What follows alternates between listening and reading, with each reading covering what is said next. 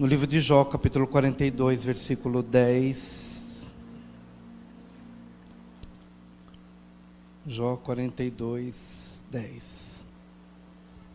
O texto bíblico diz assim: E o Senhor virou o cativeiro de Jó, quando orava pelos seus amigos.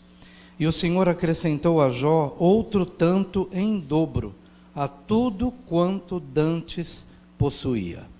Único versículo, então farei a leitura de novo. E o Senhor virou o cativeiro de Jó, quando orava pelos seus amigos. E o Senhor acrescentou a Jó outro tanto em dobro, a tudo quanto dantes possuía. Senhor amado, queremos te louvar pela oportunidade de ministrar a tua palavra mais uma vez. É uma honra, liderança. Agora é com temor e tremor que nós nos apresentamos diante de ti e diante da tua igreja. Faça aquilo que nós não podemos fazer, que é escrever a palavra no coração, abrir os olhos e permitir, dando força para que cada um viva em novidade de vida, viva essa nova realidade proposta por tua palavra. Assim entregamos esse tempo em tuas mãos, em nome de Jesus. Amém. Meus queridos, nós estamos falando no dia de hoje sobre o tema o cativeiro. E o Senhor virou o cativeiro de Jó quando orava pelos seus amigos. Cativeiro. Jó, de alguma forma, conseguiu compreender algumas realidades espirituais, e entendendo estas realidades espirituais, ele agiu na direção do cumprimento desses princípios e destes valores propostos por Deus. Por isso, todos nós hoje precisamos ter a mesma compreensão e precisamos, de alguma forma, ter as mesmas ações na direção daquilo que Deus revela ao nosso coração. O tema hoje é o cativeiro. E há 3 revelações ou 3 ações de Jó que o ajudaram a se libertar dessas cadeias que o oprimiam. E, em primeiro lugar, primeira ação, identificar seu cativeiro pessoal. Identificar o seu cativeiro pessoal. Deus mudou o cativeiro de Jó. Algumas traduções, Deus mudou a sorte de Jó. Mas na maior parte nós encontramos a expressão prisão ou cativeiro. E Jó precisava compreender qual que era a dimensão, ou qual era o escopo desse cativeiro. Nós percebemos algumas áreas que foram afetadas. Ele ficou doente no seu corpo. Essa era uma parte do seu cativeiro, mas não era o todo. Ele teve problemas sérios na sua família, chegando a perder os seus filhos. Mas este não era o todo do seu cativeiro. Ele teve um prejuízo enorme financeiramente falando, porque seus animais morreram também. Então, 3 áreas: o corpo, a família e as finanças. Era como se Jó estivesse dentro de um pacote só. E é importante a gente compreender as dimensões deste cativeiro, porque às vezes nós podemos ter um problema pontual por uma falta de organização, mas não chega a ser um cativeiro. Podemos ter uma enfermidade casual, vivemos num mundo de vírus, de dores. Ok, um problema financeiro, trata, cura. Podemos ter um problema familiar, um acidente, ou até mesmo a perda de alguém, como decorrência de simplesmente estarmos nessa vida, nesse mundo mau em que nós vivemos. No entanto, o texto claramente diz que não apenas significava um prejuízo financeiro, ou uma doença física, ou um problema familiar. Ele estava dentro do escopo de um cativeiro muito maior.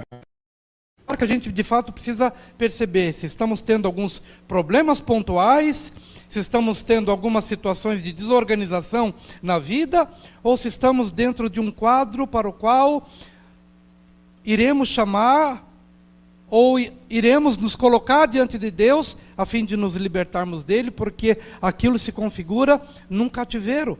Deus mudou o cativeiro de Jó. Ele chama toda esta realidade, este conjunto de situações, como um cativeiro. E a gente precisa hoje orar. Senhor, porventura, há alguma realidade espiritual que me trava em relação às vertentes da vida? Há algum aprisionamento que de alguma forma afeta a família, afeta as finanças, afeta a saúde, afeta os relacionamentos? Há algo para o qual eu preciso ter uma dimensão de revelação maior? Deus é poderoso para mostrar, para trazer esse quadro em nossas vidas. Vamos ver o Salmo 142, versículo 7. Diz assim o texto: tira minha alma do cativeiro, ou tira minha alma da prisão, para que louve o teu nome. Os justos me rodearão, pois me fizeste bem. Há duas coisas que a gente percebe nesse texto bíblico: o salmista se considerando num cativeiro ou numa prisão emocional, primeira coisa. E a segunda coisa que nós encontramos são os efeitos deste cativeiro. Ele está dizendo aqui: tira minha alma da prisão, para que os justos me rodeiem. Ou seja, está implícito aqui que a amargura de alma do salmista afastou os amigos, afastou a família, comprometeu os relacionamentos. Que a prisão de alma, ela vai afetando a gente mais do que a gente imagina. Quantas pessoas amarguradas, elas têm uma relação dura com o patrão, têm uma relação dura com os colegas, uma relação doentia em relação à empresa na qual ele mesmo trabalha. E ele vai percebendo que essa amargura, ou que essa doença de alma, vai ferindo a família, vai ferindo os relacionamentos, vai comprometendo o trabalho, vai tirando a esperança em relação aos estudos, porque todo o entendimento fica comprometido, a pessoa perde a paz, a alegria, perde a esperança, e tudo fica doente ao redor dele. Então, Senhor, liberta minha alma, porque eu percebo que não é apenas a alma que está nebulosa. Eu percebo que em decorrência disso, o meu casamento começa a experimentar um declínio. Eu não tenho uma alegria, eu não consigo sair para jantar, eu não consigo conversar num tom amigável. A minha alma amarga fere a minha esposa, minha alma amarga perturba a vida do meu marido, meus filhos não têm um ambiente de paz. No meu local de trabalho, percebo que não consigo fazer o trabalho direito. Minha alma está em amargura. E em decorrência disso, há todo um conjunto de situações. Uma alma doente adoece o corpo também. Uma alma doente adoece as finanças também. Uma alma doente adoece as relações familiares também.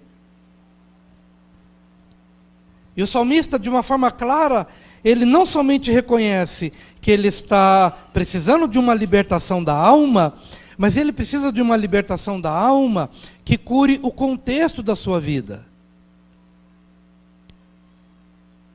Que possa trazer um saneamento, uma restauração em tudo que lhe diz respeito, porque seus caminhos estão comprometidos e eles estão bloqueados a um cativeiro emocional que resulta em cativeiros relacionais, familiares, financeiros, profissionais, qualquer área.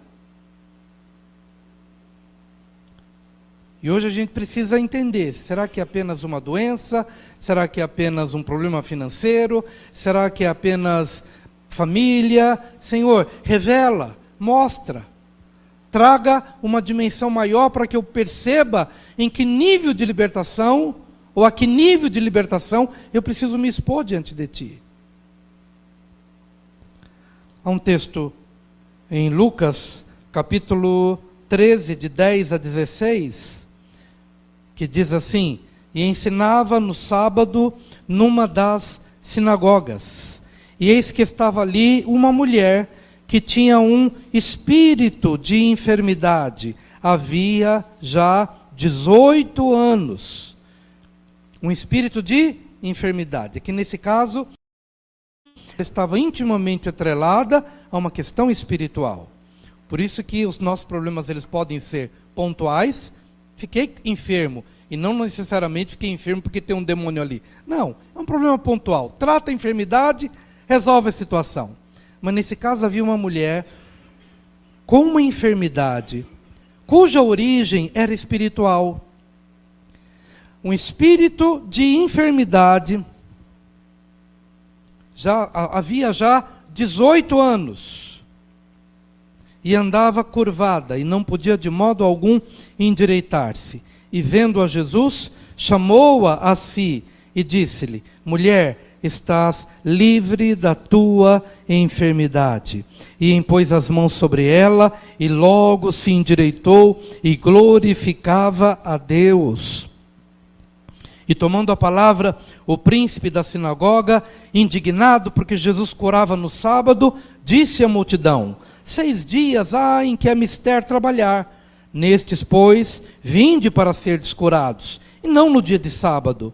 Respondeu-lhe, porém, o Senhor e disse: hipócrita, no sábado não desprende da manjedoura cada um de vós o seu boi ou o jumento, e não o leva a beber água? E não convinha soltar desta prisão, no dia de sábado, esta filha de Abraão, a qual há 18 anos Satanás mantinha presa? A mulher estava num cativeiro de enfermidade. Usa essa expressão cativeiro, referindo-se aos animaizinhos. Escuta, no dia de sábado, você não desprende, você não tira do cativeiro, você não tira no lugar um animal que está querendo beber água lá fora, mas ele depende de você, e pela cerca que você colocou, ele está preso, ele quer beber, ele quer se alimentar, mas ele não pode. E ele precisa que alguém tenha um olhar de misericórdia, inclusive no sábado, abra a porteirinha, leve-o para beber água, porque isto faz parte da justiça. É justo que se faça isso. E não é mais justo, mais do que um animal, esta que é filha de Abraão, ela tem todos os direitos de ser livre, porque foi para a nação de Israel, primeiramente, dada a palavra, a lei, os mandamentos, para que fôssemos livres. E está aqui uma mulher, filha de Abraão, mas que por algum motivo, Satanás a manteve presa. E quando eu penso nessa questão de filha de Abraão, penso também na igreja. Jesus Cristo morreu pela tua liberdade, mas por algum motivo você se deixou amargurar de tal forma que Satanás conseguiu te aprisionar e te colocar num ambiente aquém do plano libertador de Jesus. E você ficou cativo. E aquela mulher que tinha tudo para ser livre, há 18 anos, ela tinha uma curvatura na sua coluna, perceptível aos olhos humanos, mas não aos olhos espirituais. Mas Jesus, que vê a fonte, que vê o espírito, que vê a causa, olha, teu problema não é meramente físico. Você está dentro de um pacote onde você está cativa. De alguma forma, Satanás te aprisionou. E as pessoas conseguem enxergar apenas a mulher andando encurvada, mas Jesus olhou para a fonte, olhou para o espírito, para a causa dos seus problemas, e então foi na direção dela, e impôs as mãos sobre ela, e com compaixão: filha, estás livre da tua enfermidade. Há coisas que a gente enxerga perifericamente falando, mas há coisas que só Deus vê. E é nessa hora que a gente precisa entender quais as dimensões do meu cativeiro, no que de fato eu sou preso, eu sou cativo. E eu preciso perceber se é algo emocional que se reflete na família, nas relações, nas finanças, no futuro, na vida. Senhor, liberta-me deste cativeiro. O interessante é que quando essa pessoa é libertada, os relacionamentos voltam. Ele diz: liberta-me disso para que as pessoas voltem a me rodear, para que a minha convivência familiar não seja mais insuportável. Liberta-me, Senhor, dessa amargura, porque ninguém, nem minha esposa, ou marido, ou filhos, consegue conviver comigo. Difícil trato no trabalho, difícil trato na vida. Liberta-me deste cativeiro, para que as pessoas possam encontrar graça na minha vida de novo. E no caso da mulher encurvada, é um problema físico. Jesus olhou, era um espírito de enfermidade, que a aprisionou, e não por pouco tempo, mas por 18 anos. Estava aquela classe religiosa, e Jesus disse, escuta, há 18 anos essa mulher está aqui, é como se fosse um tapa na cara daquela religiosidade. Vocês estão aqui pregando, e pregando, e pregando, e pregando, e essa mulher, vocês estão falando 6 dias, vem para receber cura em 6 dias, aquela mulher estava 18 anos. E era uma frequentadora da sinagoga, estava ali uma frequentadora. Ou seja, vocês estão falando de 6 dias para ser curado, e recriminam porque no sábado eu curo, e o que vocês fizeram nestes 18 anos? Vocês não foram uma comunidade terapêutica. Ó Israel, vocês não foram uma comunidade terapêutica. Ó famílias da igreja, cuidado para que vocês não deixem de ser uma comunidade terapêutica. Nós enfrentamos doenças, mas somos curados em casa, somos abraçados em casa, somos advertidos em casa, admoestados em casa, exortados em casa, corrigidos em casa, perdoados em casa, abraçados em casa. O que vocês fizeram por 18 anos com essa mulher, filha de Abraão, a quem vocês pregam? Mas ela continua doente. E Jesus, que olha o coração, olha o interior e olha a causa, filha, estás livre deste teu mal. Volta para casa livre. Então a doença é maior do que a gente imagina. Era uma doença com cunho espiritual, que não se tratava por causa de uma doença nacional, e uma doença religiosa, que era muito maior do que simplesmente a doença daquela mulher. Era a doença de uma nação, era a doença de uma religião,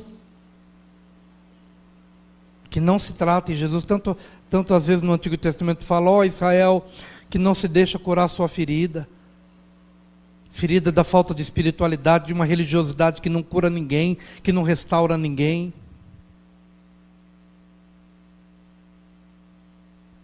Quantos estão entendendo?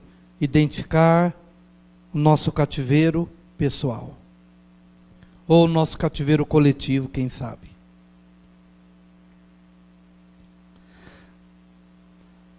Mas a segunda coisa que Jó precisava perceber era valorizar mais a graça do que a satisfação da justiça.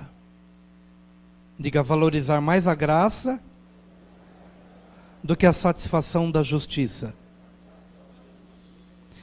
Olha o texto diz: o Senhor virou o cativeiro de Jó quando orava pelos seus amigos. Diga, quando orava pelos seus amigos. Quem eram estes amigos? Os amigos da onça. São os amigos da onça que vêm para confortar Jó, jogando culpa sobre ele. Como? Não é possível. Você ficar doente assim, para você perder os animais assim, para você perder tudo, você tem que ter pecado. A temática da justiça está em todo o livro de Jó. Isso não é possível. Você pecou. Porque se você é bom, Deus não vai deixar isso acontecer. Justiça, justiça, justiça e justiça. Em contrapartida, Jó, ao invés de olhar numa outra direção, ele cai na cilada e ele começa a se justificar. Não, mas eu sou correto, eu oro pelos meus filhos, eu apresento sacrifício por eles. Então, de fato, não é justo isso que aconteceu comigo, porque eu sou um homem justo. Ou seja, justiça, justiça, justiça. E os amigos de Jó, como eles se achavam? Justos? Porque quando você aponta o dedo para o outro, você está se achando melhor do que ele. Você está se achando mais correto do que ele. É ou não é? Você é pecador. Olha aqui, eu não estou doente. Olha que meus filhos estão bem. Olha que as finanças estão tudo em ordem. Então, eu sou justo e você, Jó, é pecador. Justiça, justiça e justiça. Mas quando fora curado, quando ele saiu do canal da justiça e entrou no canal da graça. Estava claro para Jó que os amigos eram pecadores, porque chegaram para ele com a palavra de que trariam consolo, mas trouxeram jugo, trouxeram culpa, e só atormentaram aquele homem já tão fragilizado. Mas o que Deus faz? O próprio Deus falou que eles estavam errados, que os amigos de Jó haviam errado, haviam pecado. Vocês pecaram em não me conhecer e pecaram em não passar para Jó uma visão correta a meu respeito. Vocês estão em pecado. E o que Deus pediu então para Jó fazer com os pecadores? Ora por eles. Senhor, mas eles não merecem. Vejo o tanto de tempo que eu estou aqui, coitado, ferido, e eles só em cima de mim, e falando, e me culpando, e me julgando. Sim, vocês estão no canal errado, vocês estão no canal da justiça. Quem pecou, quem não pecou, quem merece, quem não merece, saia disso e entra no canal da graça, porque no canal da graça você ora, você perdoa, se a pessoa merece ou não merece, se ela pecou contra você ou não pecou, não importa. O que importa é que o seu coração seja fortalecido com graça, porque o doador de graça é o maior beneficiário dessa graça. Doador da graça é o maior beneficiário dessa graça. Quando foi que Deus mudou o cativeiro de Jó? Não foi quando ele acertou tudo, quando ele se tornou íntegro, quando os amigos fizeram tudo certinho. Não! O cativeiro de Jó mudou quando havia acertadamente o reconhecimento de que os amigos haviam errado, pecado, mas mesmo assim, ele com o coração cheio de graça, entendendo a vontade de Deus para aquela relação, ele perdoou, ele orou por eles, ele os abençoou, e é nessa hora em que as coisas começam a mudar na nossa vida. Lembra da alma amargurada? E que vai comprometendo família, vai comprometendo finanças, vai comprometendo relacionamentos, vai comprometendo as vertentes da vida. A alma amargurada, como cura essa alma amargurada? Senhor, eu libero perdão a quem me ofendeu, a quem me traiu, a quem foi embora, a quem prosperou, e eu estava torcendo para que ele não prosperasse, para que se desse mal na vida, porque ele me prejudicou. Então na hora que você solta,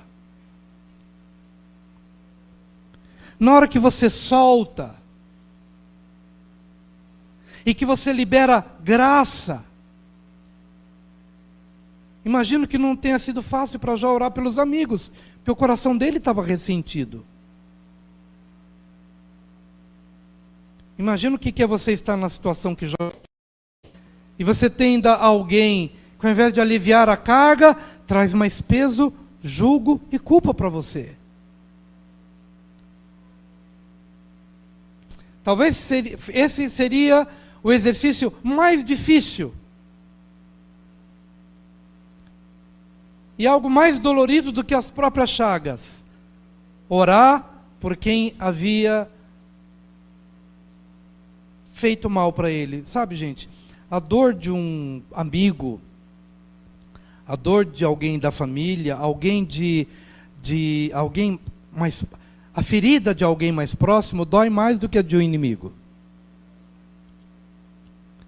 O inimigo que está do lado de fora não tem relação, a gente já não espera muita coisa. Mas quando você lida com pessoas próximas a você e que de alguma forma te decepcionam ou te frustram, a dor é maior. Por isso haverá necessidade de uma graça maior. E o maior beneficiário da liberação dessa graça é quem a liberou. Porque ao liberar, ele experimenta esse mover de cura, pelo qual Jó passou. Deus virou o cativeiro de Jó, enquanto orava pelos seus amigos. É como se houvesse um peso no coração dele, somado às chagas, à saudade, as finanças perdidas, um bolo, um combo. Mas o que mais doía? As palavras que foram naquele momento de dor, que não o levantaram, que não o restauraram. É como se fosse um peso. E então Deus falou, é como se Deus tivesse dito, solta esse peso. Tira do seu coração. Gente, tem um texto bíblico que fala assim, bem-aventurados os limpos de coração, porque eles verão a Deus.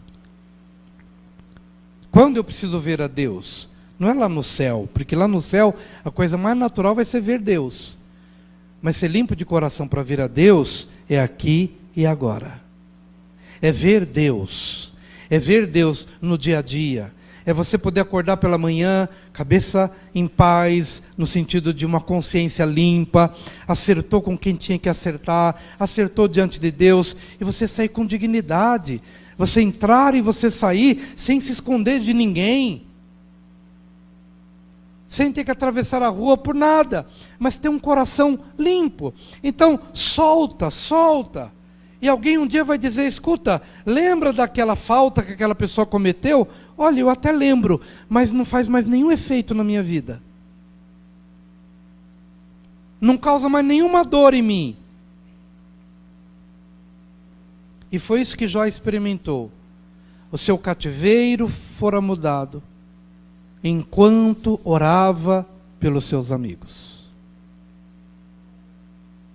Então ele tinha que valorizar mais a graça do que a justiça. Quando a gente valoriza mais a justiça, só perdoo se ele me pedir perdão, só perdoo se ele me pagar, só perdoo se ele fizer isso, só perdoo se a justiça for feita. Então você está preso pela justiça. Agora imagina se Deus fosse justo para com você, nem aqui você estaria. Se Deus fosse justo para comigo, nem aqui eu estaria pregando. E eu estou aqui, não é pela justiça de Deus, mas sim pela graça de Deus.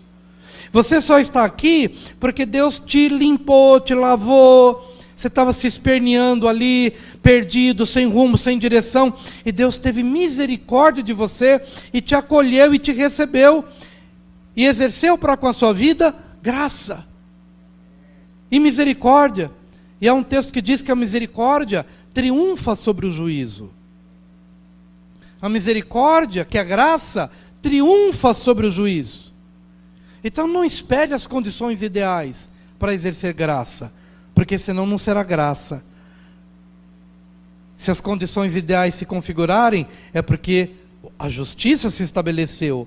Mas é justamente porque a justiça não se estabeleceu que precisa de graça. E foi quando essa temática entrou em voga na mente de Jó, e ele saiu do caminho da justiça e entrou no caminho da graça.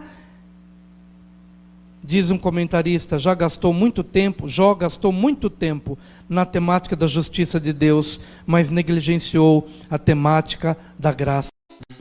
Quando ele sintonizou a sua vida na graça e orou por quem não merecia,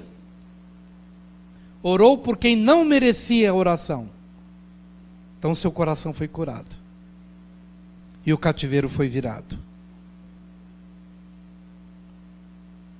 E é isso que faz sentido em Mateus 5, de 43 a 45. Ouvistes que foi dito, amarás o teu próximo e aborrecerás o teu inimigo.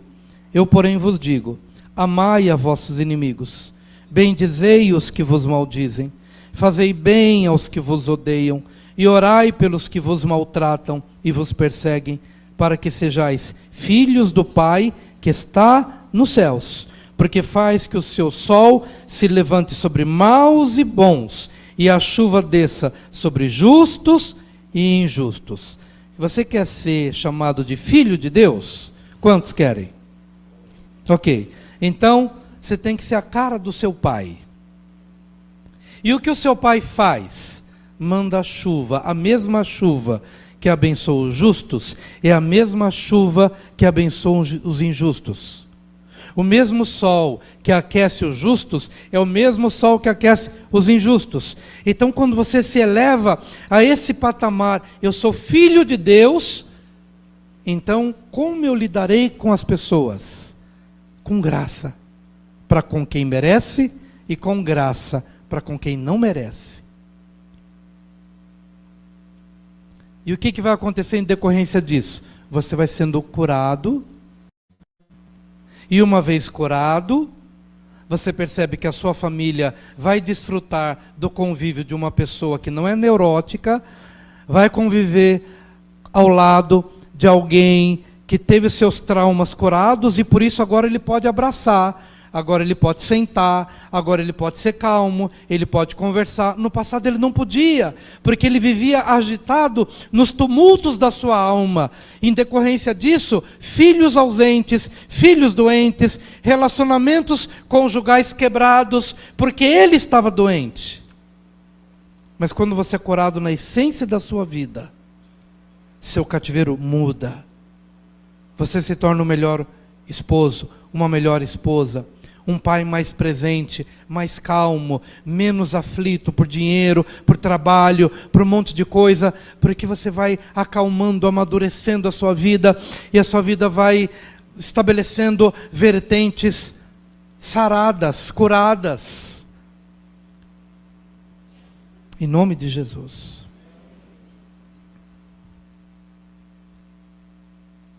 Então valorize a graça. Mais a graça do que a satisfação da justiça. Mas em último lugar, quando a gente olha esse texto, virou o cativeiro de Jó quando orava pelos seus amigos, precisamos compreender o terceiro elemento que trouxe cura a Jó. Limpar o coração para com Deus e para com homens. Limpar o coração para com Deus e limpar o coração para com os homens. Quando a gente contempla este versículo, e o Senhor virou o cativeiro de Jó quando orava pelos seus amigos, esse versículo esse versículo precisa estar atrelado a um outro versículo que vem anterior, que é o versículo de Jó 42, dois versículos 5 e 6. Quando Jó 42, 5 e 6. Com o ouvir dos meus ouvidos ouvi, mas agora te veem os meus olhos. Por isso me abomino e me arrependo no pó e na cinza.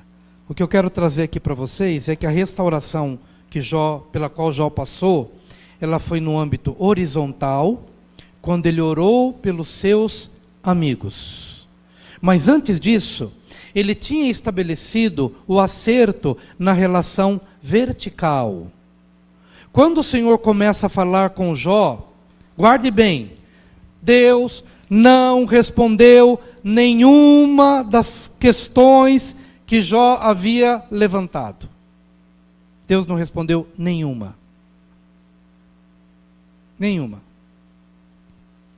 Mas Jó entendeu que mesmo não tendo as suas questões respondidas, uma coisa ele entendeu: não preciso saber, eu preciso me render diante de um Deus soberano, que sabe todas as coisas, que tem a minha vida em suas mãos, que sabe o meu futuro, sabe do remédio que eu necessito, sabe me tratar de dentro para fora. Então, Senhor, eu não preciso mais de explicações ou de respostas, porque meu filho morreu, porque perdi a empresa, porque o marido foi embora.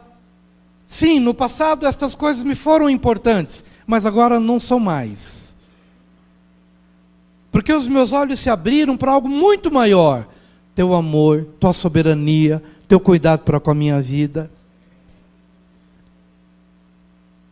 E é na conclusão destes ensinos que ele chega para o Senhor e fala: Senhor, antigamente eu te ouvia, eu te conhecia só de ouvir falar, mas agora meus olhos te veem. E olha que ele não teve nenhuma das suas perguntas respondidas, mas ele tinha o que era suficiente: enxergar Deus na sua soberania, no seu cuidado, no seu amor eterno. E é diante desta verdade em que ele diz profundamente: por isso eu me abomino. Essa palavra é forte. Eu me abomino, gastei esse tempo todo diante dos meus colegas para tentar me justificar. Ah, eu sou guardador dos mandamentos. Ah, eu não pequei. Ah, eu não mereço isso e aquilo. Mas diante da revelação de Deus e dos propósitos para com a sua vida, ele se envergonhou a ponto de dizer: por isso eu me abomino. Me abomino pela minha tentativa de jogar a minha justiça própria, de ser um bom homem, de ser um bom marido, de ser um bom esposo, de ser um bom pai, um bom filho. Eu me abomino. E me abomino no pó e na cinza. Profundo quebrantamento. E quando ele desce a esse pó de quebrantamento, e para de ficar se justificando: sou bom homem, sou bom religioso, sou bom pastor, me abomino no pó e na cinza, então ele restaura a relação vertical. A relação de baixo para cima ou de cima para baixo. Essa relação com Deus. Então o cativeiro começa a mudar quando você restaura essa relação com Deus. Me abomino e me arrependo, no pó e na cinza. Mas não basta você acertar com Deus, você precisa acertar com os homens, porque o homem e mulher foram feitos à imagem e semelhança de Deus. Por isso que o versículo que diz: quando orava pelos seus amigos, Deus mudou o cativeiro, não está só. Ele é consequência, primeiramente, de um acerto com Deus. E agora, em havendo acertado essa relação com Deus, por meio de um profundo arrependimento, então agora preciso me quebrantar diante dos homens. Então, com seu coração compungido, começa a olhar e orar, não sob o ponto de vista da justiça, mas sob o ponto de vista da graça. Porque se fosse pelo ponto de vista da justiça, eles continuam não merecendo. Mas sob o ponto de vista da graça, eu também não merecia e recebi. Então, o que eu recebi, de graça, dou. Recebi de graça e de graça dou. E quando restauro essas pontes, de uma vez que a ponte vertical fora restaurada, só falta restaurar a ponte horizontal. E aí, quando acertamos com as pessoas e limpamos o nosso coração para com as pessoas, então nosso cativeiro é mudado. A nossa sorte é mudada.